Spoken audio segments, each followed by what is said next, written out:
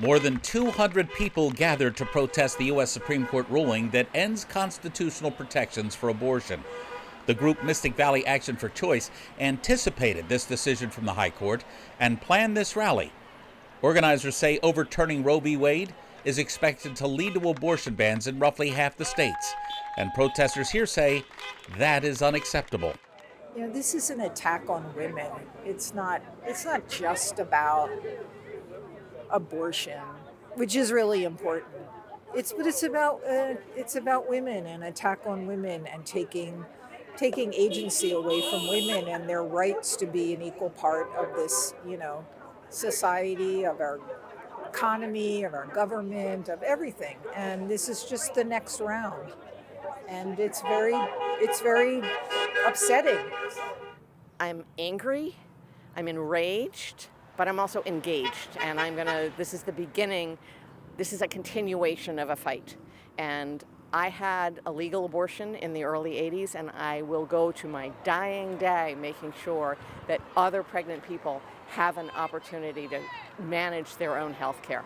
The very lengthy joint dissent written by Justices Stephen Breyer, Sonia Sotomayor, and Elena Kagan repeatedly slammed the court's conservative majority, saying, quote, they were very hypocritical in their interpretation of the Constitution. Those three justices predict myriad, terrible, possibly even deadly consequences for women nationwide, including low-income women and women of color who are looking for abortion care. And the people in front of Town Hall agree with that dissenting opinion. So one of the things we have to do is make sure that women across the country can access medication abortion no matter where they live. We've got to develop these networks, and we've got to make it feasible for that to get to wherever people are that need this kind of health care. And then we've also got to shore up our laws in states where abortion is legal. We have to make sure we do things like protect providers, pass laws, safe haven laws that will protect providers, protect anyone that assists people in coming to legal states to access the health care they need.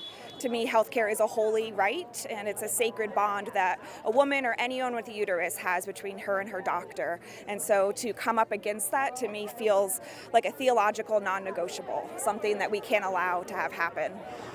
We're angry. We're infuriated. We know that we're heading in this direction with the leak of the Alito memorandum, but we actually never thought it was going to happen.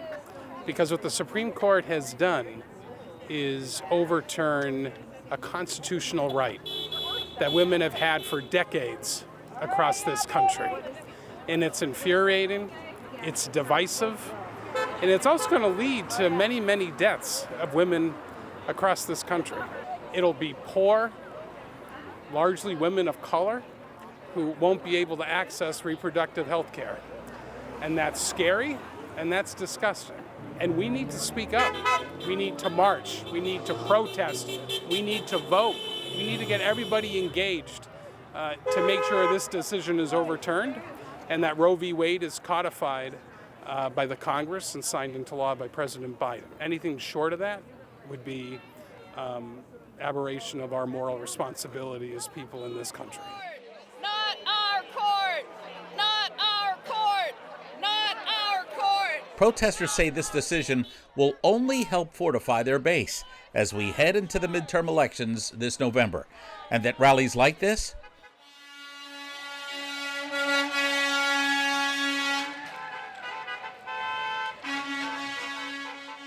are just the beginning. For ACMi News, I'm Jeff Barnes.